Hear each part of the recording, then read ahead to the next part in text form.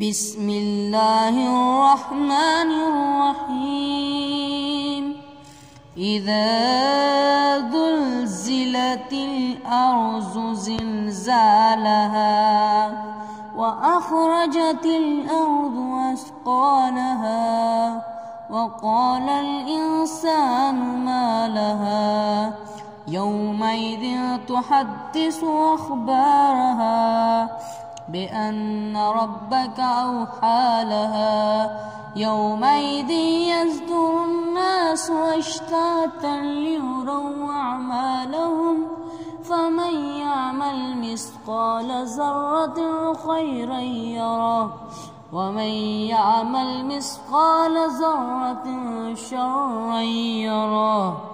صدق الله العظيم.